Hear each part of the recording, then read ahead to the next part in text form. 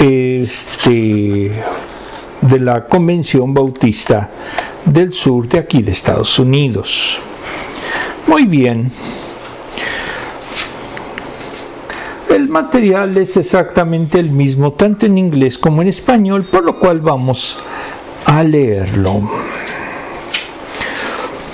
La idea central es: Jesús regresará para llevarnos a su reino.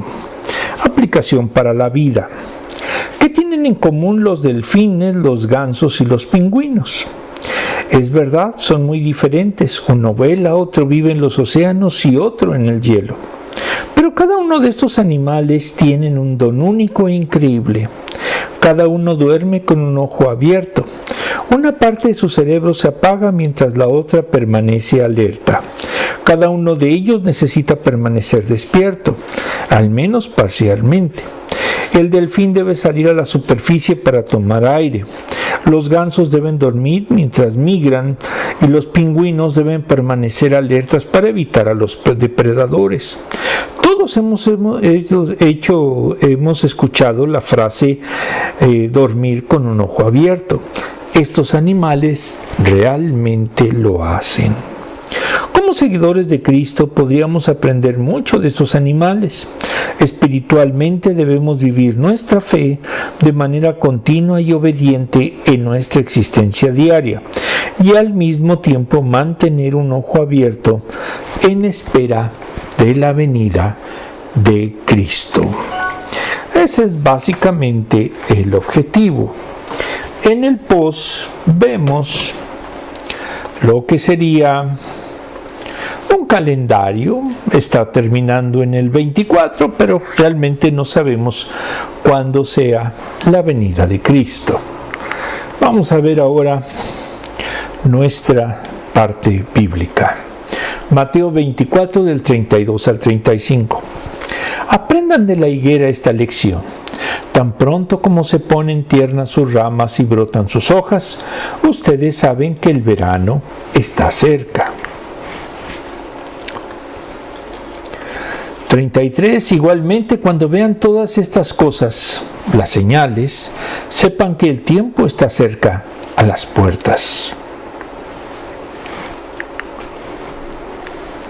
Les aseguro que no pasará esta generación hasta que todas estas cosas sucedan. 35. El cielo y la tierra pasarán, pero mis palabras jamás pasarán. Muy bien. En el post vemos precisamente la imagen de una higuera. Vamos a ver ahora lo que sería el contexto. Parousia, en el libro Diccionario de Profecía y Escatología de Rigoberto Gálvez Alvarado, editorial CLIE, nos dice que viene del griego antiguo parousia o parousia, que parousia de para, junto o en presencia de, y ousia, ser o presencia. Entonces se traduciría como presencia o estar presente. En el Nuevo Testamento se designa a la segunda y definitiva venida de Cristo, venida del Señor o Shokel.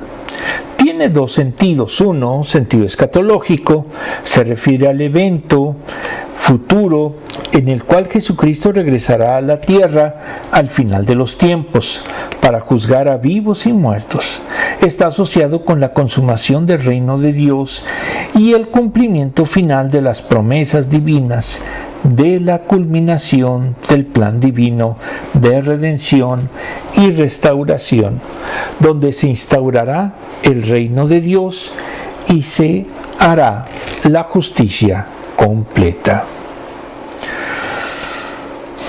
Y dos, sentido teológico, se relaciona con la esperanza cristiana y la promesa de la vida eterna.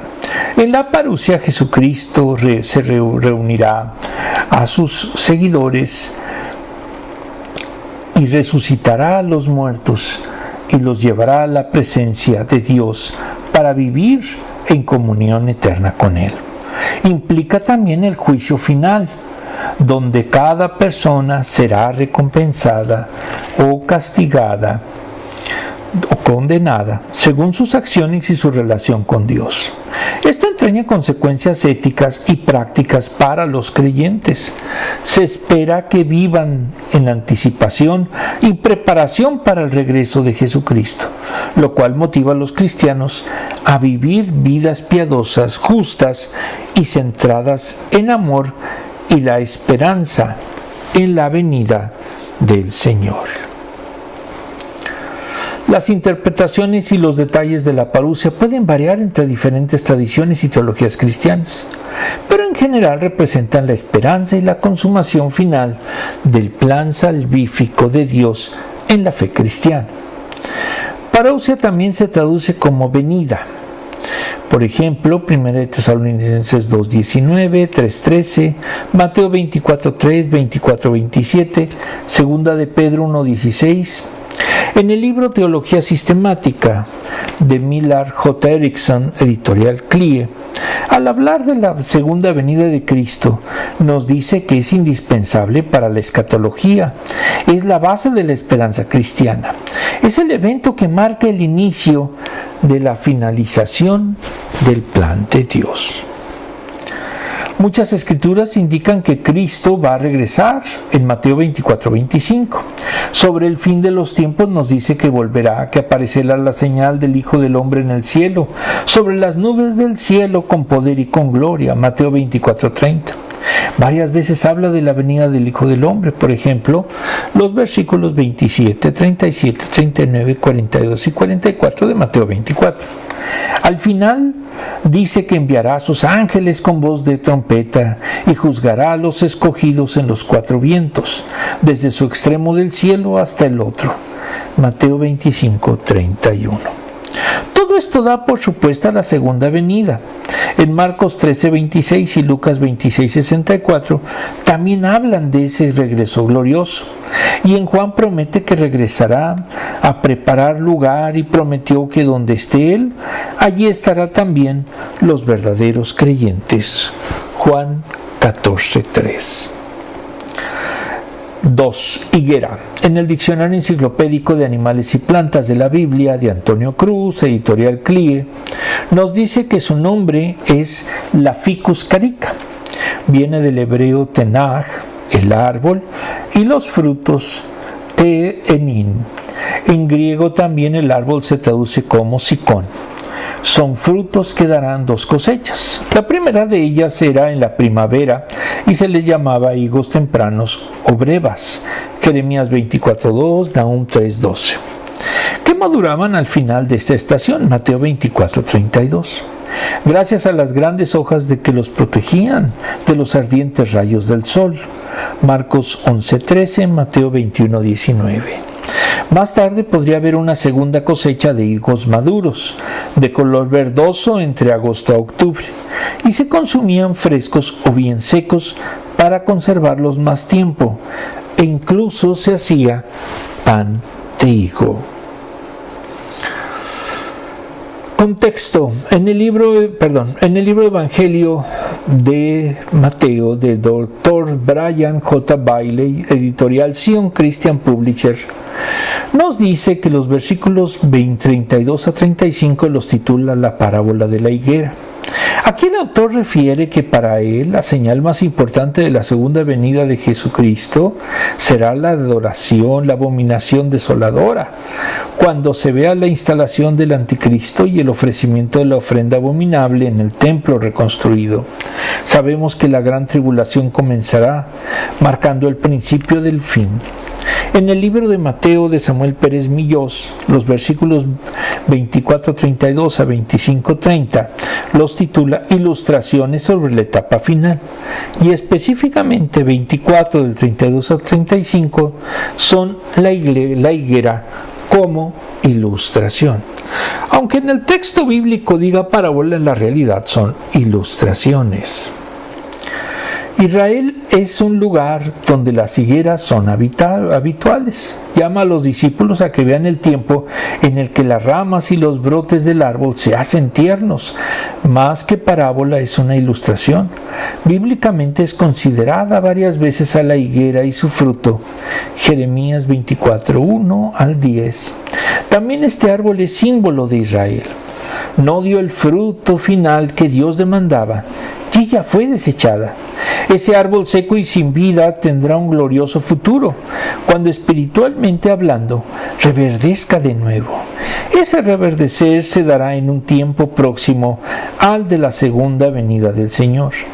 Entonces deben entender esa señal al decir que el verano está próximo como su parucía.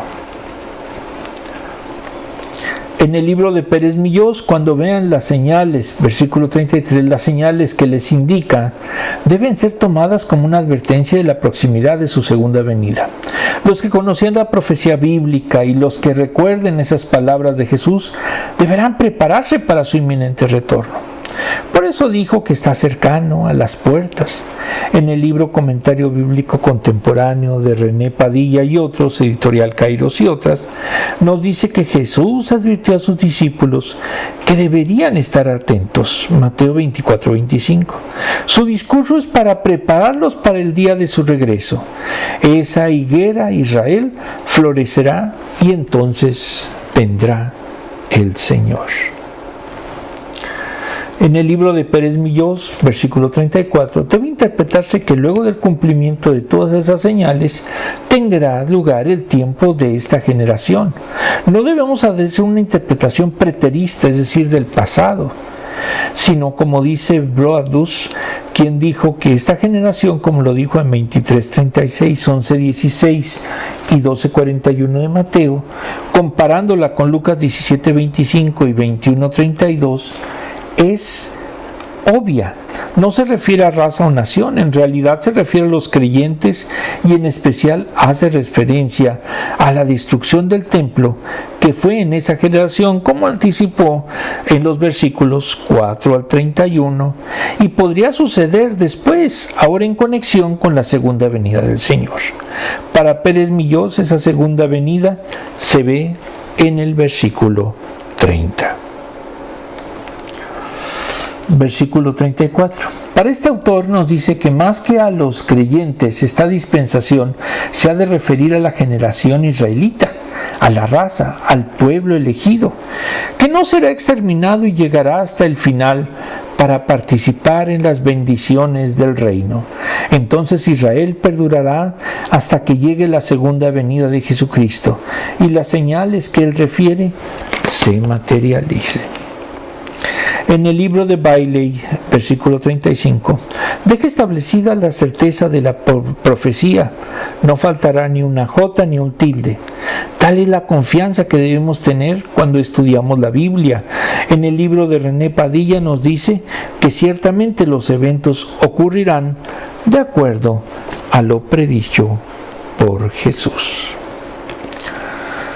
En la Biblia de Estudio Profético y Escatológico de Alfonso Ropero Versosa y otros, editorial CRIE, nos dice que Jesús acusó a esta generación de toda la sangre derramada en la historia del pueblo de Dios, Mateo 23:35. Y considera extraña la frase de que no experimentarán la muerte sin que vean al Hijo del Hombre venir en su reino, Mateo 16:28. Para Pérez Millós, en forma abreviada, son las mismas palabras que dijo en el Sermón del Monte, Mateo 5:18. Las palabras de Dios tienen fuerza absoluta. Los elementos del universo serán disueltos por el fuego al que están reservados, segunda de Pedro 3:7 y 10. Entonces se producirá un cambio total, Romanos 8, del 19 al 22. Sus promesas eran necesarias en ese tiempo porque habían sido anunciadas por los profetas y pese a esto seguían siendo vasallos de otras naciones. El reino de Dios no llegará como lo estaban esperando. Por eso Jesús afirmó que ni promesas, juicios, bendiciones, reino y gloria quedarán sin cumplimientos, según lo ha anunciado en ella. Esto por ser palabra de Dios, Salmos 102, 25 al 27. Y cada cosa anunciada se cumplirá, Gálatas 4:4. Y esto se refiere también a las palabras de Jesús. Desglose. El templo de Jerusalén, con sus enormes bloques de piedra adornados de oro, era la vista más importante de esa época. Comenzó a construirse en el año 20 antes de nuestra era y estaba en ese proceso cuando Jesús estuvo allí. Él les dijo a sus discípulos que no quedará piedra sobre piedra, que no sea derribada, Mateo 24:2.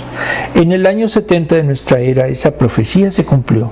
Sus discípulos querían saber cuándo regresaría Él, pero les dijo que había un tiempo de tribulación, un fenómeno de oscuridad, falsos cristos, ángeles y un toque de trompeta. Les ofreció una analogía para que entendieran, ya que la higuera brota en primavera, a medida que la savia sube su tronco, el verano estaba cerca y la fruta estaría madura. Ya vimos que la higuera también se refiere a Israel. Al celebrar otro año, recordemos que Jesús vendrá por segunda vez, no como siervo sufriente, sino como rey gobernante. Los cristianos anhelamos ese día. Jesús nos prometió y advirtió de señales. Debemos trabajar, orar y velar y esperar ese día. Vivimos en la realidad de la historia de la redención, cuando la profecía de Jesús florecerá como la apertura de una rosa. Estamos llamados a estar expectantes hacia adelante y no hacia atrás. A estar expectantes, nos invita a vivir con un ojo puesto.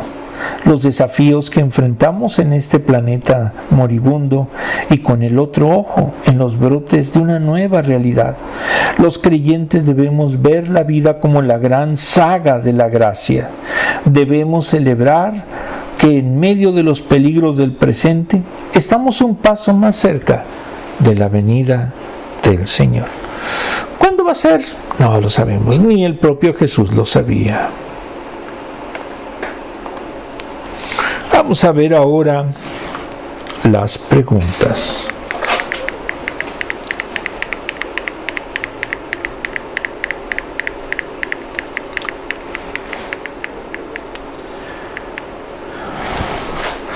Muy bien.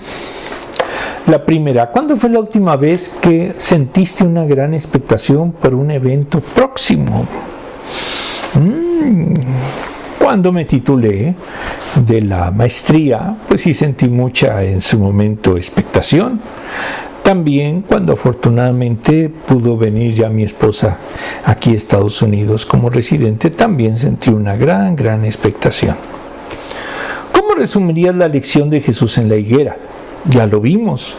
Israel va a florecer de inmediato, estar en una situación de auge, y en ese instante se reconstruirá, inclusive también como lo dice el autor que visitamos, se reconstruirá el templo, y en ese instante volverá Jesucristo de nuevo.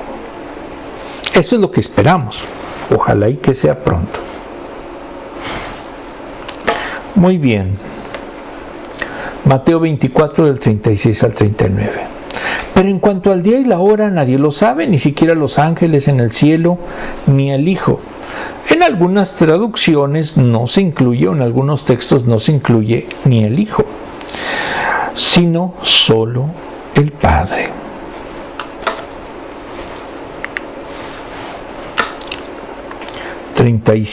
La venida del Hijo del Hombre será como en tiempos de Noé.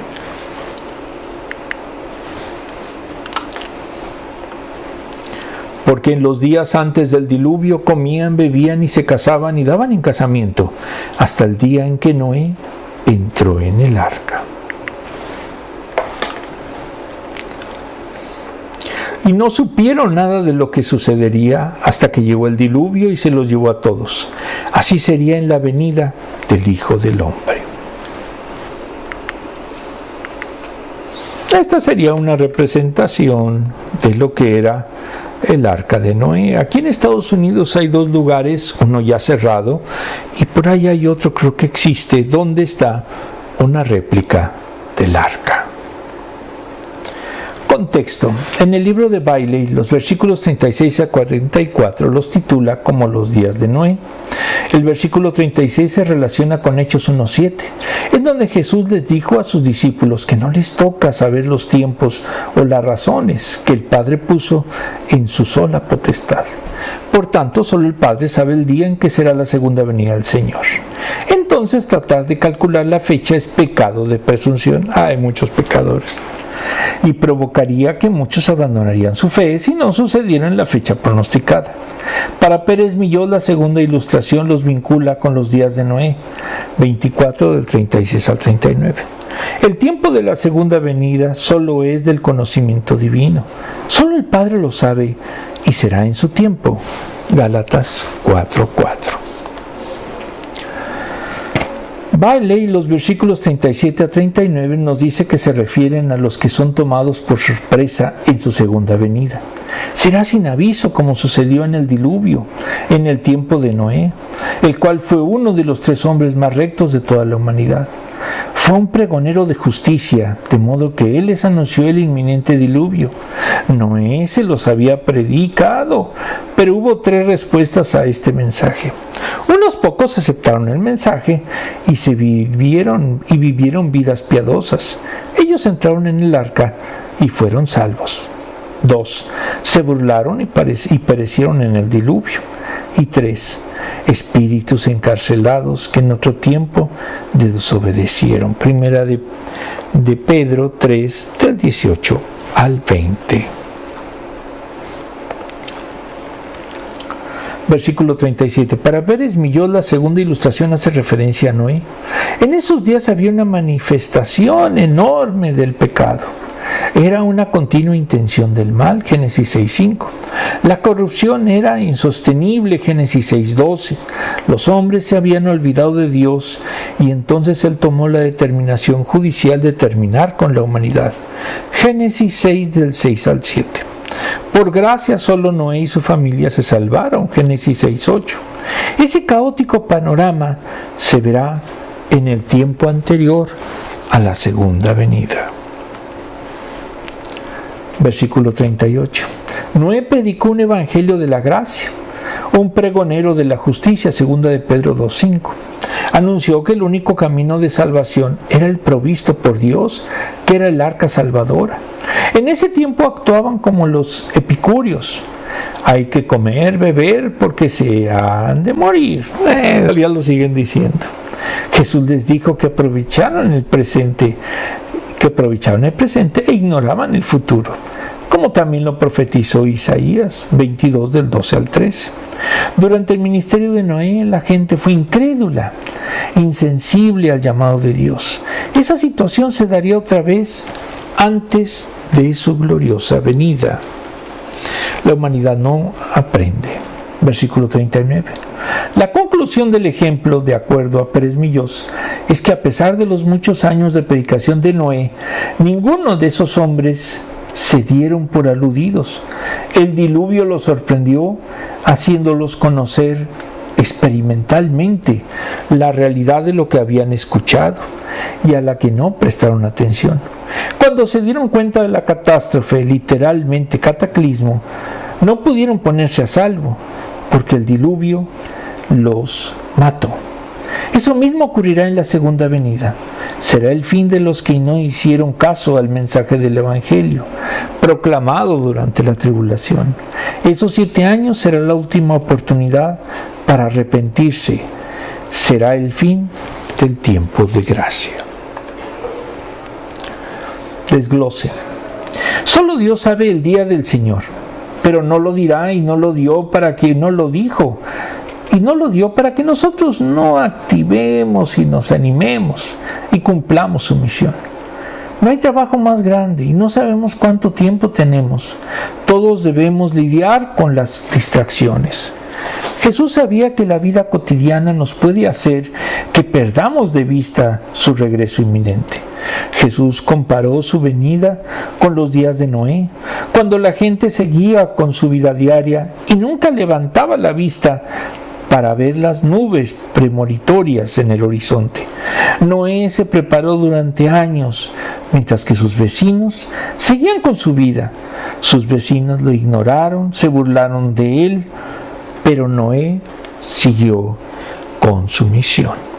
Lo que debemos de hacer los cristianos que evangelizamos. Las palabras de Jesús nos recuerdan que aquellos que no dan credibilidad a la Biblia se burlan y ridiculizan a los cristianos por creer que Jesús regresará. Pero si predicó la destrucción del templo, su arresto, crucifixión y resurrección, podemos estar seguros que sus palabras son verdaderas. Debemos vivir piadosamente y prepararnos. La mentalidad del seguidor de Cristo durante la espera debe ser como la de Pablo. No que lo haya alcanzado ya, ni que ya sea perfecto, sino que prosigo por ver si logro hacer algo para lo cual fui también nacido por Cristo Jesús.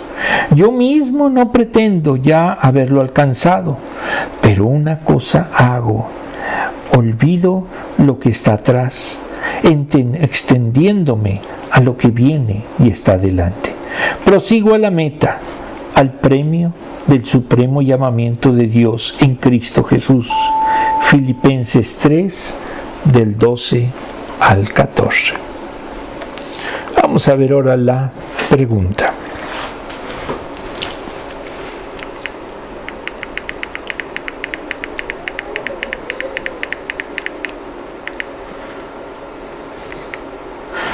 Un break.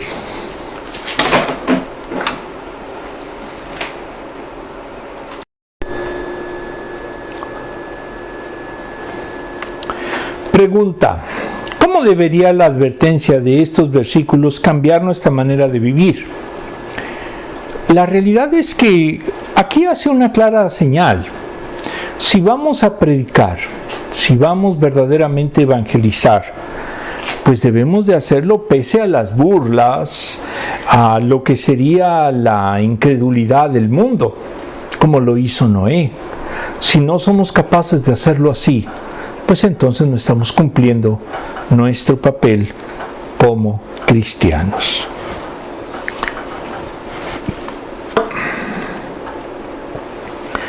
Mateo 24, del 40 al 44. Estarán dos hombres en el campo, uno será llevado y el otro será dejado. 41. Dos mujeres estarán moliendo, una será llevada y la otra será dejada.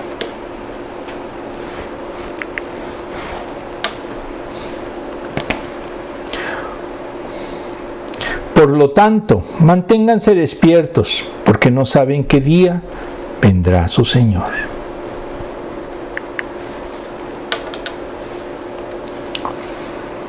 Pero entiendan esto: si un dueño de casa supiera a qué hora de la noche va a llegar el ladrón, se mantendría despierto para no dejarlo forzar la entrada.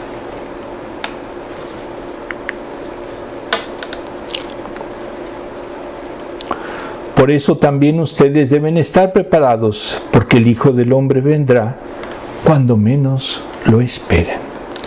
Lo único que sí, esto es después de que se den las señales de su venida, no antes.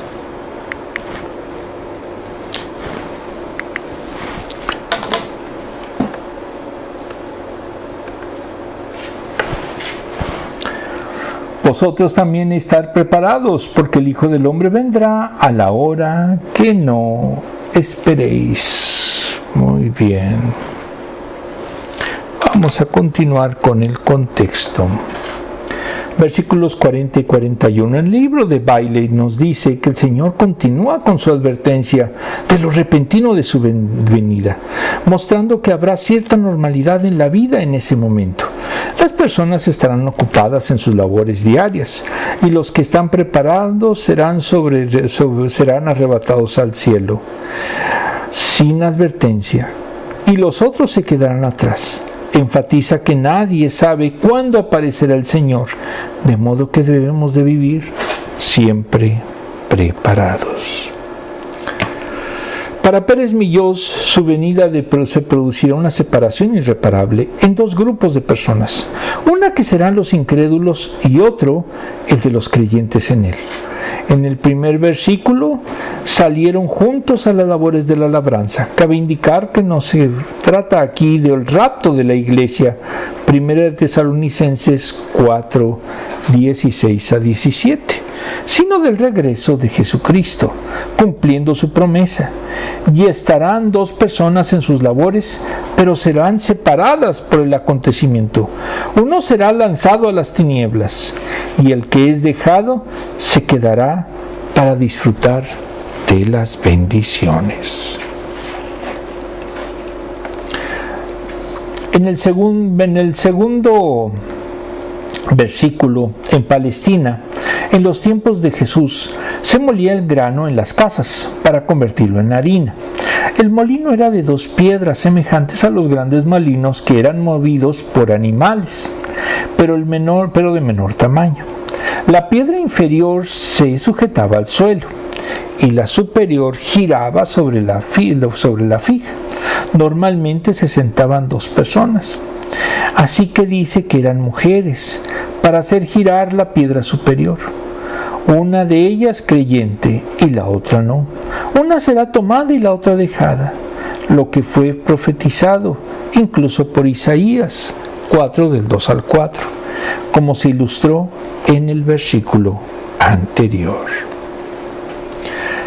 Versículos 42 a 44. Para Bailey, el Señor nos reitera que debemos estar preparados. Debemos equilibrar esta verdad con la verdad de que Él no vendrá hasta que se den las señales del advenimiento de Cristo. Una de ellas es la aparición del anticristo. Pablo por eso dijo que nadie nos debe de engañar, porque no regresará Cristo sin que tenga que venir la apostasía. Allí se manifestará el hombre de pecado, el hijo de perdición. Segunda de Tesalonicenses 2:3. No puede haber segunda venida sin que se den antes todas las señales que Jesús anunció. Para Pérez Millós titula estos versículos El Padre de Familia y enfatiza la atención que debemos prestar al retorno de Jesucristo. Se establece mediante el ejemplo del padre de familia. Llama a velad, porque no sabemos el día en que vendrá. Las señales que anunció deben de poner en expectativa a quienes están en el mundo de aquellos días. Se manda orar. El pecado está dormido en el seno del diablo. El creyente debe mantenerse despierto, atento a las artimañas del enemigo. Primera de Pedro 5:8. Velar entraña el anhelo de que vendrá y se desea que vuelva cuanto antes. Segunda de Pedro 3 del 12 al 14. Apocalipsis 22, 17 y 20.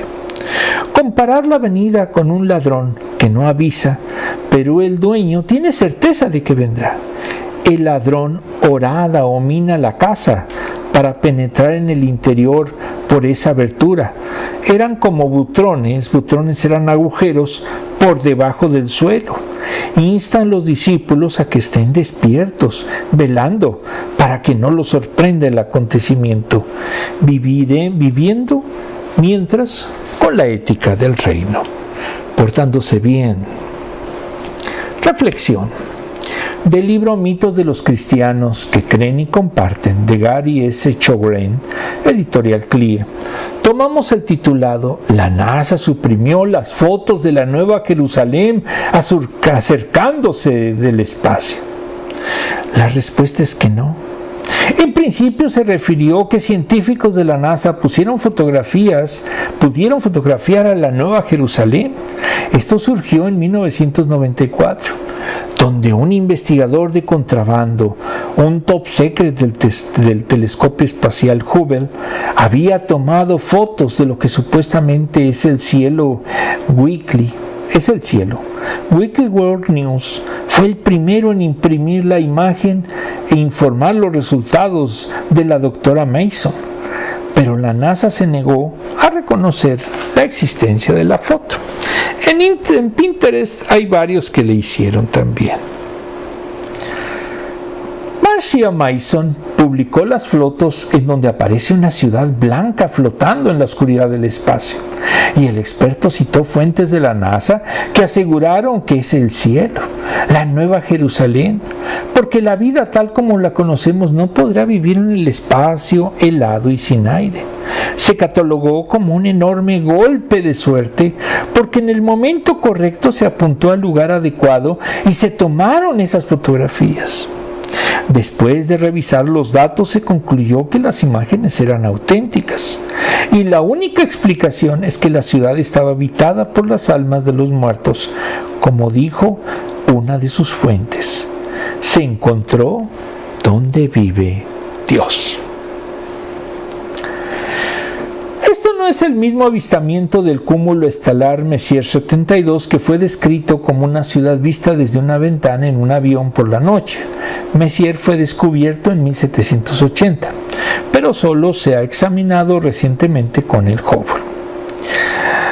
La historia que presentamos al principio es un mito porque, primero, se dice que es un encubrimiento de una agencia gubernamental, la NASA. Los supuestos científicos hacen afirmaciones como que encontraron dónde vive Dios, y es un lugar de almas de los muertos, o no son particularmente religiosos, están en Pinterest, pero no en la NASA ni en algún lugar serio o científico. 2. Si estuviera al borde del universo como lo dice el informe, estaría a 46.500 millones años luz. Esa ciudad no estaría de camino a una aparición inminente. Es decir, tardaría 46.500 años en llegar a la Tierra, años luz. Tercero, el origen fue Wiki World News, que primero fue un tabloide impreso y ahora es solo un lugar de humor, y crea historias para burlarse de los crédulos. Son también los que dijeron que desde la Sociedad de la Investigación Zombie, que dijo que había senadores estadounidenses alienígenas. Y este sitio se burla continuamente de los cristianos. Entonces, como ese relato procede de un sitio de dudosa veracidad, se cataloga como un mito. Entonces, cuando escucho una historia fascinante, vea la fuente. Si es un lugar de sátira, no le crean, no sean tan ingenuos. En los mitos, los ateos encuentran algo que no pueden creer. Se ven obligados a admitir que se alinea con la Biblia. Los otros ateos tratan de silenciarlo, pero se difunde de todos modos. La gente insta a los incrédulos a dejar de ser hipócritas. Los crédulos son demasiado ingenuos para creerlo. Los sitios de humor y satírico, tercero, buscan burlarse de los ingenuos cristianos que les hacen caso. 4. Twitter o X da noticias que no tienen valor. Difunde mitos, difunde teorías de la conspiración. Quien pertenece a X es una persona totalmente mitológica. Desglose.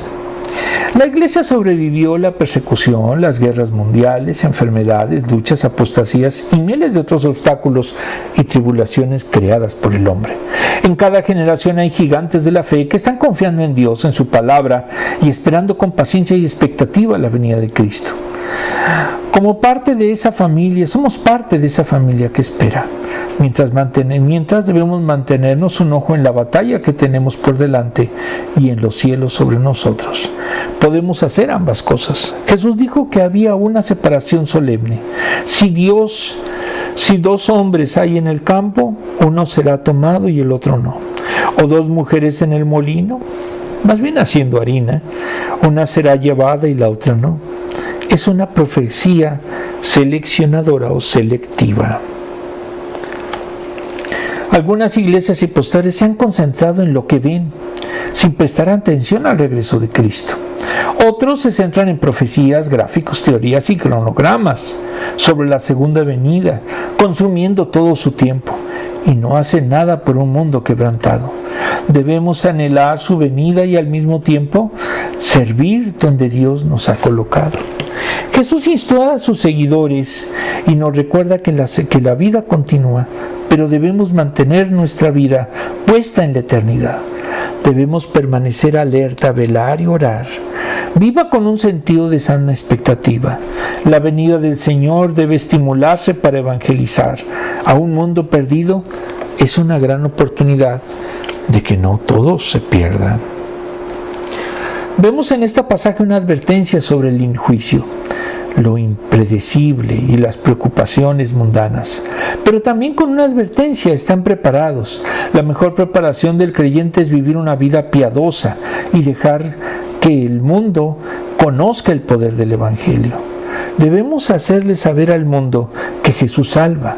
Billy Graham dijo: la segunda venida de Cristo será tan revolucionaria que cambiará todos los aspectos de la vida de este planeta. Cristo reinará con justicia, se detendrá la enfermedad, se modificará la muerte, se abolirá la guerra y se cambiará la naturaleza. La humanidad vivirá como fue concebida originalmente. En el libro de Hechos, Hechos 1, del 1 al 8, Lucas relató la ascensión de Jesús y cómo sus discípulos fueron testigos de Jerusalén, Judía, Samaria y hasta lo último de la tierra. Esto debió de haber sido desalentador para una época en la que viajar era tan arduo. Todavía estamos trabajando para lograr ese objetivo. Lucas dijo que Jesús fue quitado de su vista. Los creyentes miraron al cielo con asombro y estupefactos. Se pararon dos hombres vestidos de blanco y les dijeron: varones galileos, ¿por qué están mirando al cielo? Este mismo Jesús que ha sido llevado al cielo vendrá como le habéis visto subir al cielo. Esto lo dice el versículo 11 de ese pasaje. Vamos a ver las últimas dos preguntas. En conclusión, no se dejen llevar por los mitos. Verifiquen en un lugar que realmente tenga solidez. Toda la información que me gusta dar en la escuela viene no de pastines, sino de enciclopedias, de libros, de textos serios, de autores serios. Por eso puedo afirmar que es una enseñanza sana. Preguntas: ¿cómo vivirías de manera diferente hoy si supieras que Jesús regresaría mañana? Bueno, debemos de estar viviendo como Él lo dijo, velando y orando. Si no velamos ni oramos, pues simplemente nos va a tomar totalmente desprevenidos. ¿Cuáles son algunas maneras en que nuestro grupo puede ayudarse mutuamente a mantenerse alerta y preparado para el regreso de Jesús? Primeramente, siendo verdaderamente salvos, tener un ministerio, obrar en ese ministerio. No vivir como lo dicen los epicúreos, de que hay que tomar y divertirse porque ahí ya se va a morir uno, sino al contrario, saber que nosotros tenemos la esperanza escatológica de que Jesús vendrá en gloria. Aunque a muchos les encanta más bien la parranda. Muy bien, todos. Primera de Tesalonicenses 5:6. 6. No debemos, pues, dormirnos como los demás, sino mantenernos alerta y en nuestro sano juicio. Primera de Tesalonicenses 5:6. Muy bien, vamos a hacer por último una pequeña oración. Amantísimo Padre, te damos gracias porque tú nos has podido, a través de tu palabra, alertar de lo que será la segunda venida de Cristo. Como lo dijo bien el autor, no es el rapto, porque ese será antes de la tribulación. En la segunda venida estará la última oportunidad del mundo para poder estar con Jesucristo. Y serán tiempos terribles por todas las